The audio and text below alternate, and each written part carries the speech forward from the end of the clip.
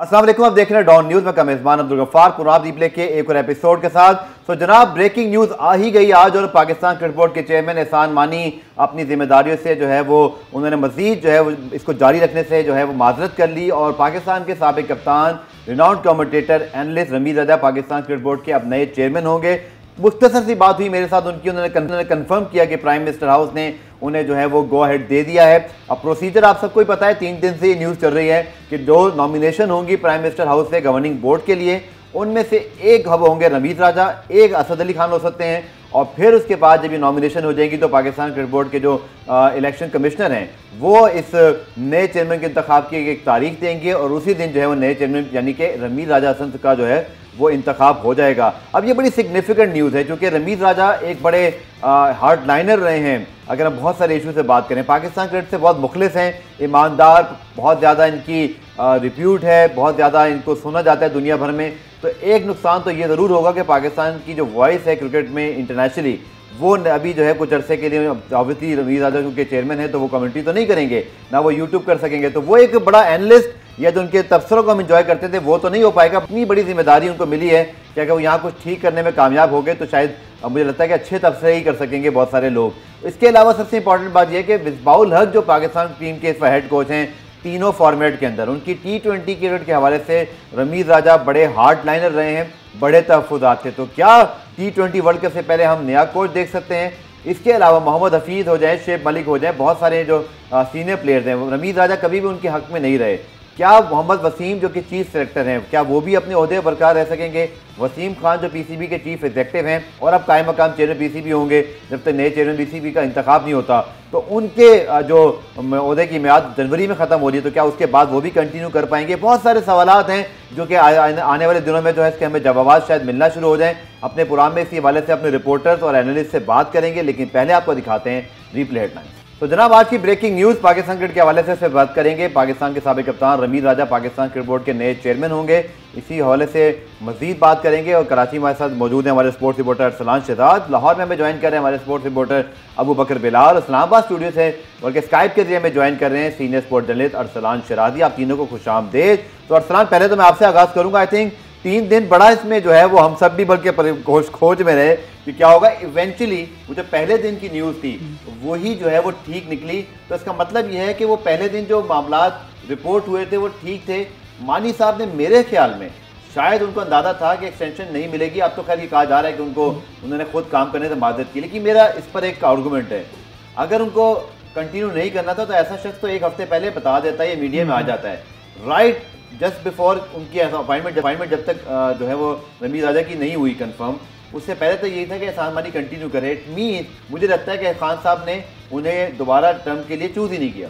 जी, गफ्फार भाई ने बिल्कुल ठीक कहा कि एहसान मानी की 2 दिन से खबरें आ रही थी कि एहसान मानी को नया चेयरमैन दोबारा बरकरार रखा जाएगा, लेकिन आज जो हमने देखा, जो एक नई डेवलपमेंट आई, जो रमीज राजा हैं जो बहुत मजबूत उम्मीदवार थे चेयरमैन PCB के लिए, आज उनकी को कॉल की गई वज़ीर आज़म हाउस की जानिब से और उनको बताया गया कि वो जो नई जिम्मेदारी मिलने वाली है उनके लिए नामजद किया गया है। अब रमीज राजा के लिए बहुत से चैलेंजेस बहुत होंगे क्योंकि आगे सीरीज़ भी आ रही हैं, बायलैटरल सीरीज़ भी होगी, फिर ICC की बिल्डिंग भी होगी। अब देखना होगा कि रमीज राजा को खुल के तनकीद कर देते अब चेयरमैन PCB पर, और वो हम कहते थे ना अरसलान और अबू बकर और अरसलान भी इस बात को मानेंगे, अरसलान शराजी भी, के एक एक करके सारी तोपें जो है खामोश होगी। तो अबू बकर मैं आपके पास आऊँगा, सबसे बड़े नाकिद जो पाकिस्तान क्रिकेट बोर्ड के किसी भी दौर में रहे हैं और बड़े कंस्ट्रक्टिव नाकिद, क्योंकि हमेशा वो बात करते हैं ऐसी जो लोग सुनते हैं, इसलिए उनकी फॉलोइंग बहुत है, इंटरनेशनली उनको सुना जाता है।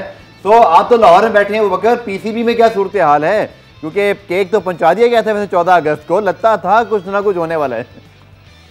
बिल्कुल गफ्फार, हलचल तो है पाकिस्तान क्रिकेट बोर्ड में अंदर भी इस वक्त हलचल तो है। ऑब्वियसली जो एहसान मानी थे और उनकी पूरी टीम थी, वो शायद एहसान मानी का चलाने का अंदाज और था। अब जो नए चेयरमैन है रमीज राजा, आप भी बहुत अच्छे तरीके से जानते हैं, इनका अपना अंदाज होगा क्रिकेट बोर्ड को चलाने का।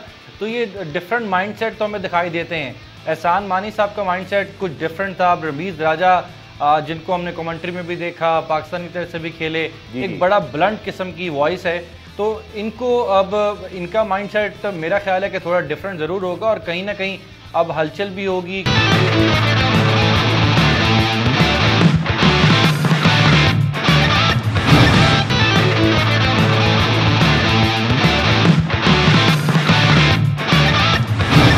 अरसलान शरादी क्योंकि इस्लामाबाद में बैठे हुए हैं, आपसे लाहौर के हवाले से मैंने पूछ लिया। शरादी साहब, ये इस्लामाबाद में कल तक तो ये बातें गर्दिश कर रही थी कि एहसान मानी साहब को एक्सटेंशन मिलने वाली, वो दोबारा मिल भी चुके हैं और कल उन्होंने जब मिले तो लोगों ने कहा जी दूसरी मरतबा आए हैं तो अब तो पक्की हो गई सीट। ये हुआ क्या अरसलान, हुआ क्या आपके ख्याल में?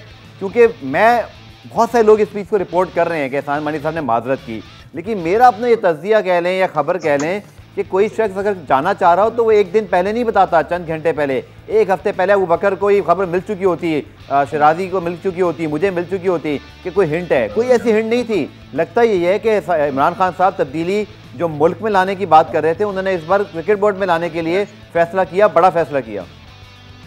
देखें, जो ज़राए ने मुझे खबर दी है कि जब पहली मुलाकात हुई प्राइम मिनिस्टर के साथ इन दोनों की, तो उसमें यह कहा गया था कि 3 से 4 माह की एक्सटेंशन दी जा रही थी एहसान मानी को। और एहसान मानी को कहा गया था कि आप इस पे सोच लें। और जो 24 घंटों में दूसरी मुलाकात हुई थी उसमें यही चीज़ डिस्कस हुई थी कि 4 से 5 माह के लिए आप इसको लेके आगे चलें और जो आपकी चीज़ें रह गई हैं उन्हें कंप्लीट कर लें और उसके बाद रमीज़ राजा अपने ओहदे पे आ जाएंगे। लेकिन ये जो चीज़ है, इसीलिए उन्होंने यानी अभी ये आपकी बात बिल्कुल ठीक है कि जब उनकी 24 को रुकनीत ख़त्म होनी थी तो उससे एक हफ्ता पहले ही ये चीज़ें आ जानी चाहिए थी कि वो एक्सटेंशन नहीं चाह रहे। तो मेरे ख्याल में वो भी 3-4 माह की नहीं, वो अगर एक्सटेंशन चाह रहे थे तो पूरे 3 साल के टेन्योर की चाह रहे थे, जिसकी वजह से जो उन्हें नहीं मिली। और उसके बाद अभी ये खबरें हमारे सामने आई हैं कि उन्होंने माजरत कर ली है 3-4 माह वाली एक्सटेंशन लेने से और रमीज़ राजा पाकिस्तान क्रिकेट बोर्ड के नए चेयरमैन होंगे। अबू बकर, आपके पास क्या खबर है? लाहौर में बहुत सारी मीडिया को मैं देख रहा था, सोशल मीडिया पर ज़्यादातर ये चीज़ रिपोर्ट हुई कि उन्होंने माजरत कर ली। माजरत अबू बकर अगर करनी होती तो खान साहब से 2 दिन में 2 मुलाकातें और फिर वो सारा एक जो कहते हैं ना सूरत हाल तब्दील हो गई थी तकरीबन। सब ने ही समझा था कि एहसान मानी ही कंटिन्यू करेंगे। हुआ क्या अचानक? आपके ख्याल में एग्जैक्टली क्या हुआ आज? देखिए, मेरा ख्याल है कि अभी इस पे काफ़ी ज़्यादा काम करने की ज़रूरत है, काफ़ी खोज लगाने की ज़रूरत है। लेकिन एक चीज़ बहुत ज़्यादा क्लियर है कि जो प्राइम मिनिस्टर हाउस से खबरें ये भी चली कि इमरान खान साहब चाहते हैं कि रमीज़ हसन राजा और एहसान मानी दोनों ही बोर्ड ऑफ गवर्नर्स के तौर पर जो है ना वो क्रिकेट बोर्ड के अंदर रहें। चाहे रमीज़ राजा का जो है वो चेयरमैन बना दिया जाए, लेकिन बोर्ड ऑफ गवर्नर के अंदर एहसान मानी को भी वज़ीर आज़म चाहते थे। लेकिन जो रमीज़ राजा की मुलाकात हुई, ऑब्वियसली इन्होंने अपनी चीज़ें उनके सामने रखी होंगी, अपने प्लान्स दिए होंगे। मुझे लगता है कहीं ना कहीं, मेरे पास खबर नहीं है बट मैं अज्यूम ये कर सकता हूँ कि एहसान मानी रमीज़ हसन राजा के साथ चलने में कहीं ना कहीं रिलक्टेंट ज़रूर दिखाई दिए हैं मुझे। इस पर भी बहुत ज़्यादा इस पर भी वर्क करने की ज़रूरत है। मेरा ख्याल है बहुत सारी चीज़ें खबरें निकलेंगी क्योंकि एहसान मानी जब वापस जाएंगे इंग्लैंड, आपको बड़े वसूल से बताता हूँ। वैसे डॉक्टर नुमानिया साहब को मैंने ट्वीट भी किया, उन्होंने खबर जब ब्रेक की थी कि नए चेयरमैन जो है वो आएंगे, साबिक कप्तान होंगे, तो आप देख लें कि शुरू से ही जो खबर भी आई थी वो यही थी कि इमरान खान साहब चाहते हैं कि तब्दीली हो जाए। तो मैं तो ये कह सकता हूँ बड़े वसूल से कि अगर आज भी मैंने बात की 1-2 जगह पर तो पता ही चला था कि अगर मानी साहब एक्सटेंशन नहीं चाहते होते तो मुलाकात की नौबत सिर्फ आती इस तरह की अलविदाई होती। अबू बकर, आपने बड़े चेयरमैन आते जाते देखे हैं, अगर कोई चेयरमैन जा रहा, आपको याद होगा नजम सेठी साहब के साथ क्या हुआ था, पता था ना वो जा रहे हैं, एक वीडियो रिकॉर्ड हुई, बड़े अच्छे तरीके से वो प्रेजेंट हुई और उन्होंने कहा जी मैं अब जाता हूँ, जो कि ऑब्वियसली खान साहब के आने के बाद मेरा जो है वो यहाँ दाल नहीं गलनी, तो वो बड़े इज्जत से चले गए थे। मानी साहब के जाते हुए ऐसा अरसलान नहीं हुआ, क्योंकि अगर उन्होंने तय कर लिया होता कि उन्हें जाना है तो एक बड़ी अच्छी कोई वीडियो बन सकती थी, एक बड़े अच्छे तरीके से अबू बकर और सब आपको मिल जाती थी, वीडियो आ गई जी वो चाह रहे हैं कि अब तब्दीली होनी चाहिए या वो खुद काम नहीं करना चाह रहे हैं। तो कुछ ना कुछ ऐसा ज़रूर है कि मुझे लगता है कि वो चाहते थे कंटिन्यू करना, लेकिन एक्सटेंशन मिली नहीं। जब सेकंड मुलाकात हुई वज़ीर आज़म से तो ऐसे ही लग रहा था कि एहसान मानी कंटिन्यू करेंगे, लेकिन हमने देखा जो अचानक से तब्दीली जो आई तो हम सब हैरान हो गए कि क्योंकि 2 मुलाकातें 24 घंटे के दौरान, उसके बाद फिर एहसान मानी भी एक मजबूत और 2 मुलाकातें भी अरसलान उस वक्त हुई हैं, 2 दिन में 3 दिन में, जब खान साहब आज अभी जो है वो आपको पता है कि अपनी 3 साल कारकर्दगी पर आवाम को ब्रीफ करने वाले, he was very busy suppose to be, कि वो इतनी बड़ा एक उनका हुकूमत का जो 3 साल के मुकम्मल होने पर पूरा कौम को आगाह करना, तो बड़े अरसलान को पता है, अरसलान शरादी को, कि वज़ीर आज़म साहब से वक्त लेना कितना मुश्किल काम है। बहुत जो है वो आप हाई प्रायोरिटी पर हो तो ये दी आती। तो मानी साहब 2 मरतबा वक्त लेने में तो खैर कामयाब हुए। वज़ीर आज़म इसके हक में भी थे कि देखें तब्दीली आनी चाहिए, क्योंकि 2 दफ़ा उन्होंने इंटरव्यूज़ किए एहसान मानी के, उनसे पूछा कि आपके 3 से 4 महीने के अगले प्लान्स क्या होंगे। तो ऐसा लग रहा था कि इमरान खान साहब भी बड़े हक में थे रमीज़ राजा के, और रमीज़ राजा बहुत मजबूत उम्मीदवार भी थे इसके लिए, चेयरमैनशिप के लिए, क्योंकि वो माजी में बहुत खुल के तनकीद कर चुके हैं कैप्टन पर और हमारे जो खिलाड़ी हैं। अब चैलेंज ये है कि जो रमीज़ राजा हैं, जो खुल के तनकीद करते थे हमारे प्लेयर्स पर, कोचिंग पर, मैनेजमेंट पर, अब ये देखना होगा कि रमीज़ राजा अब जब चेयरमैनशिप के ओहदे में आएंगे, जब वो ओहदा संभालेंगे, क्योंकि हतमी नाम तो आ गया है कि अब खाली गवर्निंग बोर्ड इजलास तरफ करेगा, उसमें इलेक्शन रस्मी कार्रवाई है, जो हतमी नाम है, ये नाम हतमी है। अब ये देखना है कि चैलेंजेस ये है जो तनकीद करते थे रमीज़ राजा साहब खिलाड़ियों पर, जो मोहम्मद हफीज़ हैं और दीगर 1-2 खिलाड़ी हैं जिन पर खुल कर तनकीद करते थे, क्या अब वो कैसा उनका मुस्तकबिल लेके चलते हैं। और जो क्रिकेट की बहाली है पाकिस्तान पर, उसमें जो एहसान मानी का बड़ा किरदार है, अभी भी 2 सीरीज़ आने वाली हैं। अब ये बड़ा चैलेंज होगा रमीज़ राजा के लिए कि वो जो सीरीज़ आ रही हैं उसके आगे कौन सी टीमें जो लाने में कामयाब होते हैं पाकिस्तान, जो वर्ल्ड टेस्ट चैंपियनशिप का हिस्सा भी हैं। चलिए अबू बकर, अभी आप बात कर रहे थे ना कि बहुत सारी खोज है, मैं कहता हूँ जी खोज जो हुआ उसको छोड़ें, मैं तो आपको कहता हूँ खोज अब ये लगानी पड़ेगी सबको, हम सबको, कि अब होगा क्या। क्योंकि मानी साहब तो गए, वो जो भी वजह थी, लेकिन हम सबको पता है कि मिसबाहुल हक के हवाले से कितने हार्ड लाइनर रहे हैं रमीज़ राजा। हफीज़, शुएब मलिक की T20 या लिमिटेड टीम में शमूलियत के बड़े मुखालिफ रहे हैं, और टू बी ऑनेस्ट देखा जाए तो उनकी बातों को लोगों ने हमेशा पसंद किया है, क्योंकि उन्होंने कोई ऐसी बात नहीं की जो गलत हो। वाकई मिसबाहुल हक बतौर T20 कोच शायद इतना अच्छा डिलीवर नहीं कर सके। दुनिया भर में T20 प्लेयर्स हमेशा यंगस्टर ही खिलाए जाते हैं। अबू बकर, अब असल खोज तो ये लगानी है कि T20 वर्ल्ड कप से पहले मजीद ब्रेकिंग न्यूज़ में आ रही हूँ, क्योंकि मैं ये एक्सपेक्ट कर रहा हूँ कि रमीज़ राजा साहब अगर आए हैं तो सिर्फ आके बैठेंगे नहीं। ऐसा ही है गफ़ार, बिल्कुल ब्लंट आदमी हैं, वोकल हैं, अब बिल्कुल बात को छुपाते नहीं हैं, ब्लंटली बोलते हैं। तो इनसे इस तरह की एक्सपेक्टेशंस तो हैं। अब मुझे नहीं पता क्या आंसर होगा इनके पास मिसबाहुल हक के हवाले से, जो ये पहले बातें करते रहे हैं, और अब मिसबाहुल हक का क्या मुस्तकबिल होगा। खैर से मिसबाहुल हक की परफॉर्मेंस भी ऐसी नहीं है पिछले 2-2.5 साल की कि उनको मजीद मेरा ख्याल है कि वर्ल्ड कप के बाद कंटिन्यू किया जाए। ये अच्छा हो गया वो बकर, जो आखिरी टेस्ट जीत गए, ये किसी हद तक ठीक हो गया बहरहाल, कि वरना शायद अगर ये सीरीज हार जाते किसी वजह से भी, तो ये तो बड़ा परफेक्ट स्टेज बन गया था किसी भी डिसीजन के लिए। देखिए बिल्कुल ऐसा ही है, लेकिन मुझे नहीं दिखाई दे रहा कि अगर वर्ल्ड कप के नताइज अच्छे ना हुए तो उसके बाद मिसबाहुल हक इस रमीज़ राजा रजीम के साथ चल सकेंगे। इसके साथ साथ हफीज़ और शुएब मलिक के मुस्तकबिल के हवाले से तो ऑब्वियसली वो बड़े ब्लंटली बोले हैं।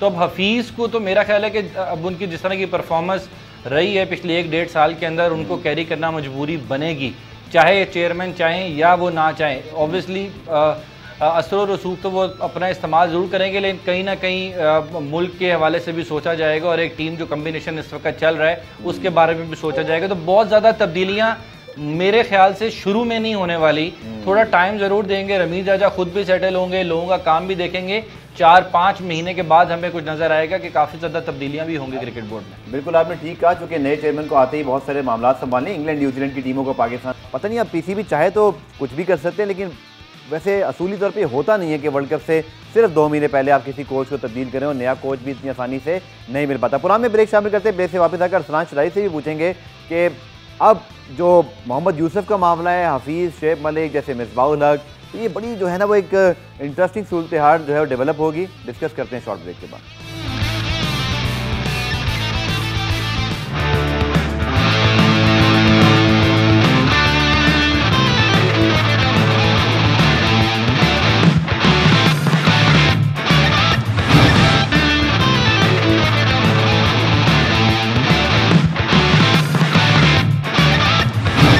तो पाकिस्तान की टीम के साबिक कप्तान और उसके साथ एनालिस्ट HSN कॉलेज से भी पढ़े हुए ऐसे रमीज़ राजा, जिसका आजकल बड़ा जो है वो तस्करा हो रहा है खान साहब की स्पीच के बाद।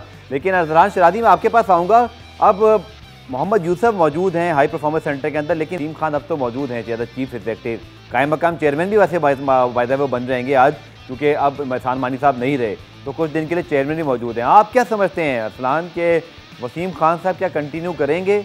और दूसरा, क्या वसीम खान की जितनी बड़ी अपॉइंटमेंट और फैसले थे, नदीम खान, मोहम्मद यूसुफ, शकलैन मुश्ताक या फिर यूनुस खान को भी वो लाए थे, वो तो खैर नहीं रहे, तो ये थोड़े मुझे लगता है थोड़े दिनों में ही कन्फ्यूजन दूर होगी सारी है। देखें, जो मुझे लग रहा है रमीज़ राजा, जब आपके पास एक सीट नहीं होती, ओहदा नहीं होता, तो आप बड़े ब्लंट होते हैं और बड़ी खुल के तनकीद भी करते हैं और चीज़ों को लेके चलते भी हैं, लेकिन जब आप पे एक जिम्मेदारी आ जाती है तो फिर चीज़ों को बड़ा और तरीके से देखा जाता है। और मेरे ख्याल में इतनी जल्दी कोई किसी किस्म की भी चेंज नहीं आने वाली, क्योंकि आगे आपका वर्ल्ड कप आपके सर पे है। हाँ, अगर चीज़ों में चेंज आएगी भी तो उसमें आने में 8 से 9 माह मुझे लग रहा है कि ये मत भूलें। और अबू बकर को भी मैं ख्याल में ये सोच रहा हूँ कि मैं पहले अबू बकर के लिए काउंटर आर्गूमेंट निकाल लिया है, वो ये है कि इस तरह तो वर्ल्ड कप से पहले चेयरमैन भी तब्दील नहीं होना चाहिए था, खान साहब ने कर दिया। तो आप रमीज राजा साहब के मुतालिक भी ऐसी सोच रख सकते हैं। 3 से 4 माह की एक्सटेंशन दी जा रही थी, वो इसीलिए दी जा रही थी और इसी पे ही उनसे नेगोशिएशन भी की गई थी कि 3 से 4 माह की आप एक्सटेंशन ले रहे।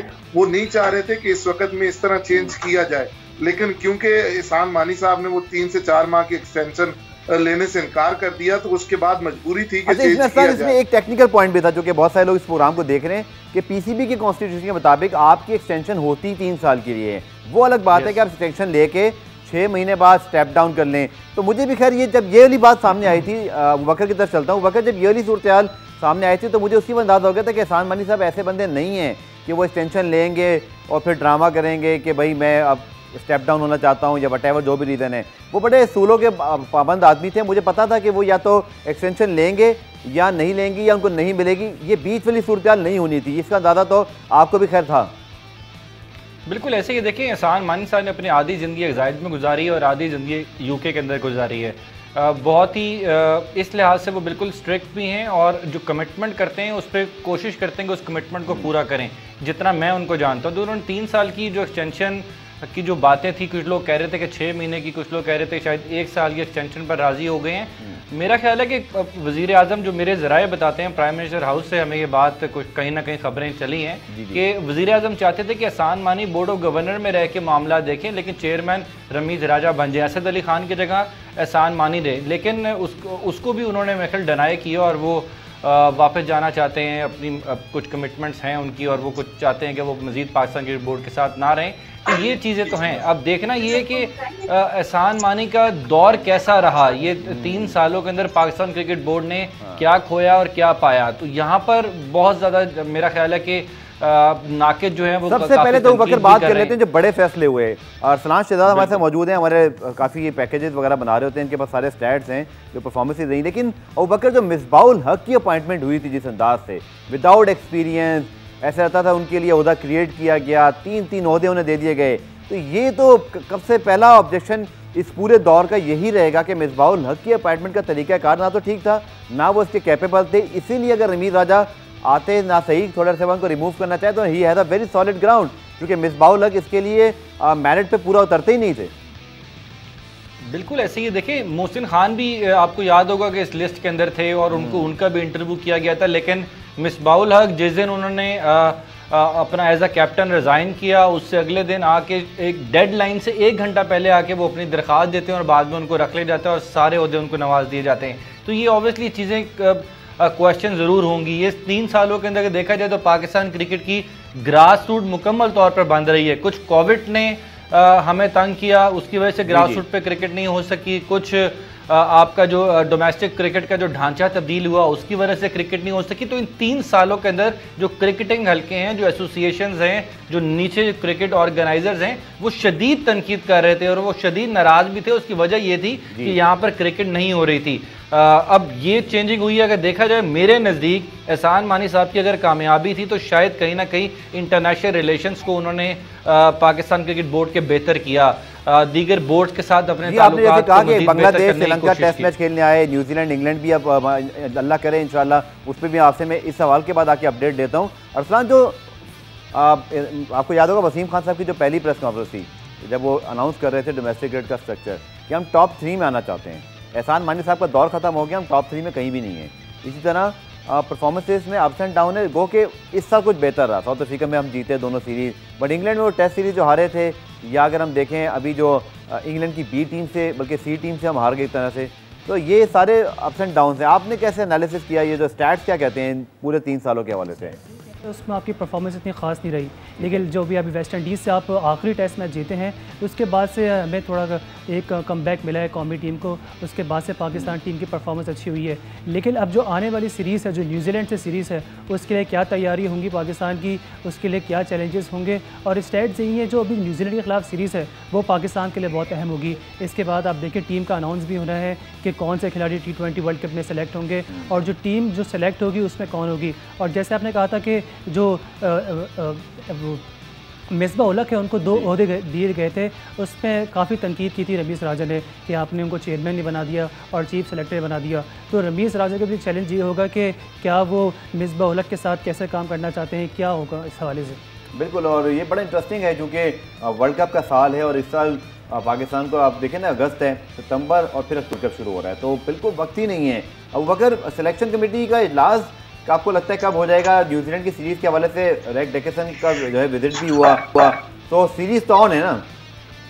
हाँ बिल्कुल गफार, सीरीज़ मुकम्मल तौर पर ऑन है। जिस तरह का आपने पहले भी बताया कि इस वक्त जो कायम मकाम चेयरमैन है उसकी जिम्मेदारियां वसीम खान को सौंप दी गई हैं और काफ़ी ज़्यादा मामलात को भी वसीम खान खुद ही देख रहे थे। आपको याद होगा कि एहसान मानी बहुत ज़्यादा रमीज़ राजा साहब के साथ कंटिन्यू करेंगे वो? ये क्वेश्चन बड़ा कबल इस वक्त है, इसके लिए मेरा ख्याल है कि फरवरी 2022 तक इंतज़ार करना चाहिए। अगर आप मेरी राय लेंगे तो मुझे लगता है कि शायद फरवरी 2022 में भी यही खबरें आएंगी कि वसीम खान मज़ीद काम करना नहीं चाहते और वापस जाना चाहते हैं, स्टेप डाउन होना चाहते हैं।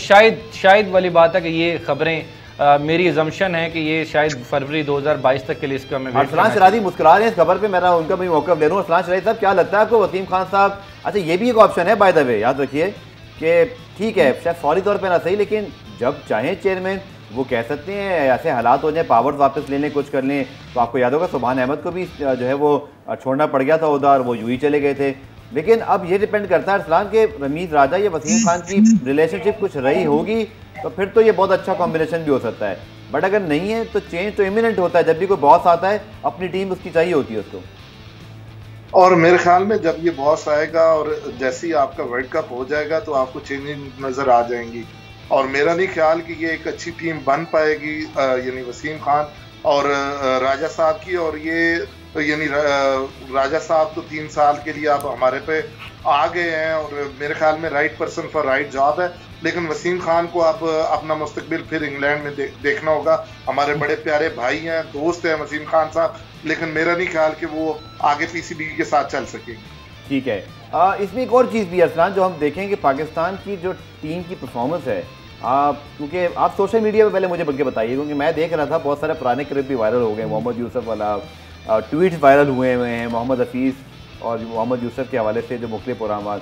रिएक्शन कैसा है सोशल मीडिया पे जो आपने देखा? बहुत सारे लोग खुश भी हैं, बहुत सारे लोग उठा रहे हैं सवालात कि अब इन सब का क्या होगा, आपने क्या जज किया? तो कुछ लोग हैरान भी हैं रमीज़ राजा की जो अपॉइंटमेंट है इस हवाले से। कुछ लोग कह रहे हैं कि रमीज़ राजा बहुत खुल कर तनकीद करते हैं। चाय वाली तस्वीर भी वायरल हुई भी है गवर्नमेंट पर जो तनकीद की थी। रमीज़ राजा बहुत खुल कर तनकीद करते थे। अब जो इतने बड़े ओहदे में आएंगे उसके बाद टीम की ख़राब परफॉर्मेंस होगी तो उस पर उनका क्या रिएक्शन होगा, क्योंकि उनके पास तो वो यूट्यूब इस्तेमाल करेंगे नहीं करेंगे। अब असल रमीज़ स्पीक्स जो है ना, वो रमीज़ स्पीक्स नॉट हो जाएगा क्योंकि वहाँ तो कुछ नहीं आएगा। इंटरनेशनल जो स्पोर्ट्स होता है उन पर भी बहुत तनकीद करते थे। अब रमीज़ राजा का ये है कि अब वो जब उनकी तैनाती हो रही है तो इसके वजह से तो वसीम खान को चैलेंजेस होंगे, क्योंकि वसीम खान ने भी माजी में बहुत रिपोर्ट्स रिजेक्ट की थी इनके स्टेटमेंट के ख़िलाफ़ रमीज़ राजा के, जो खुल के टीम परफॉर्मेंस से तनकीद कर रहे थे। अब जो रमीज़ राजा जो आ रहे हैं इसके हवाले से अब ये देखना होगा टीम की परफॉर्मेंस क्या होती है, अब टीम सेलेक्शन की क्या प्रोसीजर होता है। और जो मिसबा उलक जो माजी में अख्तलाफात करते रहे उनकी परफॉर्मेंस से, और जो 2 ओहदे दिए गए थे मिसबा उलक को, उसके हवाले से रमीज़ राजा का देखते हैं क्या स्टैंड होता है पीसीबी में और कैसे सबको लेकर चलते हैं।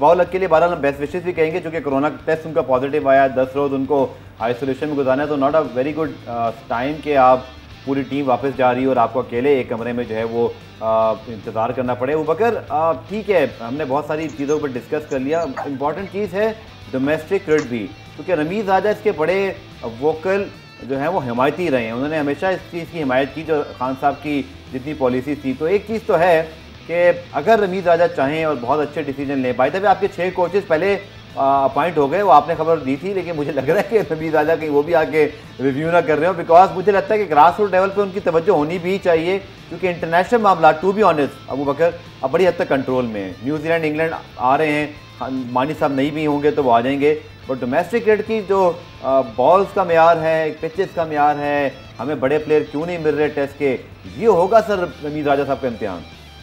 देखें, सबसे बड़ा जो इम्तिहान आपने जिसकी तरफ इशारा किया है वो वही है कि डोमेस्टिक क्रिकेट को किस तरीके से, ख़ास तौर पे जो एक वीएन है प्राइम मिनिस्टर इमरान खान का, जिसका शिकवा भी किया प्राइम मिनिस्टर ने एक दो मुलाकातों में और मीडिया टॉक्स के अंदर, कि शायद लोगों को उस तरीके से समझाने में क्रिकेट बोर्ड नाकाम हुआ है कि 6 टीमों के जो ढांचा है इसके अंदर कितनी मतलब वो पंजाब हुकूमत के तर्जुमान की तरह पीसीबी के तर्जुमान क्या सही तरह उस चीज़ को तशहीर नहीं कर सके। दूसरा एक और मुझे शरारती सवाल देने में आ रहा है कि आपको याद होगा कि हफीज़ और कौन गया था अबू बकर जो खान साहब से डोमेस्टिक क्रिकेट के ऊपर बात करने ही पहुंच गए थे, तो अब तो हफीज़, अजहर अली और ये तीनों ही और अब रमीज राजा आगे चेयरमैन तो ये तो मुझे लग रहा है कि कड़ियाँ अगर पीछे जाके मिला है तो मुझे तो आगे की सूरत बहुत ख़राब दिखाई दे रही है। देखिए, अब बद्दा एक ऐसा लाया गया ऊपर क्रिकेट बोर्ड के जो इन सब लोगों को जानता है, इन लोगों के साथ रहा है, इनके साथ काम किया है, कुछ लोगों के साथ खेला है, कुछ को गाइड करता रहा है, ग्राउंड का बंदा है ये रमीज राजा। आपको हर मैच के अंदर हर मैच में मुलाकात, तो ये इन लोगों को बहुत अच्छे तरीके से जानते हैं। तो ये अब मैं बहुत कंफ्यूज हूँ सीरियसली कि अब रमीज राजा किस माइंडसेट से आएंगे। ऑब्वियसली वो तो जिस अच्छा सवाल बनता है जो लोग पूछ भी रहे हैं कि आपके ख्याल में क्योंकि एक्टिंग चेयरमैन तो चले वसीम खान साहब हो गया, आपके ख्याल में क्या प्रोसीजर होगा? चीफ इलेक्शन कमिश्नर तो अनाउंस है, 4 हफ्ते का वक्त होता है, लगता है कि इसी महीने के खत्म तक हो जाएगा, सितंबर के पहले। एग्जैक्टली चेयरमैन का इंतखाब कब होने वाला है? बिल्कुल, मुझे लगता है कि सितंबर के पहले हफ्ते में ना, आगाज़ में ही सितंबर के ये बीओजी का इजलास भी बुला लिया जाएगा, नामजदगियाँ भी आ जाएंगी और नामजदगियों के बाद आपको पता है 1 दिन का प्रोसीजर है। सुबह तक एक्टिंग होता है, एक मीटिंग होती है, मीटिंग के बाद 12 गवर्निंग बोर्ड के जो मेंबर्स होते हैं वो जो नॉमिनी होता है प्राइम मिनिस्टर का उसको वोट करते हैं और फिर वो आकर चेयरमैन की कुर्सी पर या सदारत की कुर्सी पर आकर बैठकर चेयरमैन बन जाते हैं। तो बड़ा सिंपल सा ये एक तरीका है पाकिस्तान क्रिकेट बोर्ड का जो आइनी तरीका है। इसी को मेरा ख्याल है कि सितंबर के पहले हफ्ते में बीओजी का इजलास बुला के बाकायदा तौर पर अनाउंस या बल्कि चेयरमैन नॉमिनेट कर लिया जाएगा, इलेक्ट कर लिया जाएगा रमीज राजा को। वैसे अरसलान खबरें तो ये भी थी कि अरसलान शरीफ साहब के आज कोई गवर्निंग बोर्ड का इजलास हो सकता था, लेकिन खैर वो शाम में फिर वो खबरें डिनाई हो गई थी कि ऐसा कोई इजलास नहीं हो रहा। उसकी वजह ये थी कि आपके जो दोनों नॉमिनीज़ हैं उनकी मुद्दत आज ख़त्म हो रही थी तो शरीक ही नहीं हो सकते थे, इसलिए फिर वाइस चेयरमैन या जो कायम मकाम चेयरमैन आपका चीफ एग्जेक्टिव होता है उस तक अब बात जारी है। आप अरसलान जो क्रिकेट के हवाले से हमने बात करी ग्रास रूट लेवल की, आपके ख्याल में अगर मैं आपसे पूछूँ रमीज राजा के लिए सबसे बड़ा चैलेंज क्या होगा? देखिए, रमीज के लिए जो सबसे बड़ा चैलेंज होगा, सबसे पहले तो यही चीजें हैं कि जिनके खिलाफ वो बोलता रहे उन्हीं के साथ पहले उसे काम करना पड़ेगा और उन्हीं को लेके आगे चलना पड़ेगा। अभी उसकी टीम वही है, तो उसके बाद अगली बात जो आएगी वो डोमेस्टिक की आएगी और डोमेस्टिक को इस तरह लेके चलना जिस तरह ये टीमें लेके चल रही थी। अभी तो ये पूरी तरह से स्टार्ट भी नहीं कर पाई थी, अभी तो लोगों तक वो चीजें पहुंच रही थी। और जहां तक आप वो पीसीबी के तर्जमानों की बात कर रहे थे, उन्हें सोशल मीडिया के मुख्तलिफ चैनल से फुर्सत होगी तो वो बताएंगे आवाम को कि जो पीएम है उनका विजन क्या है और चीजें क्या है, तो ये चीजें देखने वाली होंगी। और इंशाल्लाह मेरे ख्याल में अगर वो आएंगे तो वो चैलेंजेस से निपटना जानते हैं और वो मेरे ख्याल में निपट लेंगे।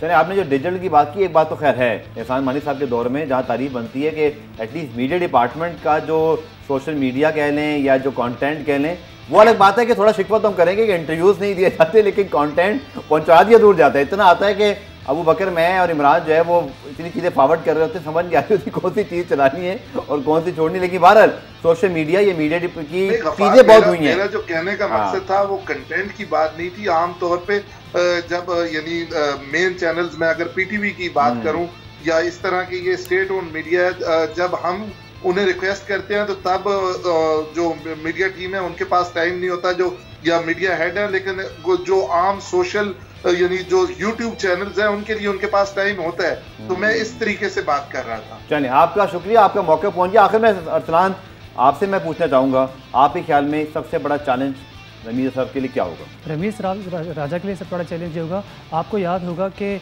वो डोमेस्टिक क्रिकेट जो डिपार्टमेंटल क्रिकेट की उसकी बहुत हिमायत करते थे। उन्होंने कहा था कि बिल्कुल सपोर्ट रीजन्स क्रिकेट के जो नया स्ट्रक्चर है उनके अपने बेटे भी बल्कि एक अब रीजन्स क्रिकेट में सबसे बड़ा चैलेंज ये होगा कि किस तरह वो लेके चलते हैं प्लान्स को रमीज़ राजा साहब, क्योंकि अब जो नए रीजन्स के लिए जो कोचेस का ऐलान हुआ है उनके नीचे कैसे काम करेंगे और जो नई टीम आने वाली है, जो टीम का अनाउंसमेंट होने वाली है, उसके हवाले से बहुत रमीज़ राजा को बहुत चैलेंज दरपेश होगा। और पहले तो देखना होगा कि जो T20 टीम आ रही है उसमें मोहम्मद हफीज़ का नाम होता है कि नहीं होता, ये सबसे इंपॉर्टेंट चीज़ होगी, तो पता चलेगा कि राजा साहब की जो है वो इस पर तरजीहात क्या है। अरसलान शराजी और वकर, तीनों का बहुत बहुत शुक्रिया प्रोग्राम रिप्ले में आज के लिए इतना ही। चेयरमैन पीसीबी के इंतखाब के हवाले से जो सोशल मीडिया पर हमारे प्रोग्राम अपलोड है, अपना मौक़िफ़ हमें दीजिए, अपनी राय का इजहार कीजिए। आपसे कल दोबारा मुलाकात होगी, तब तक के लिए अल्लाह।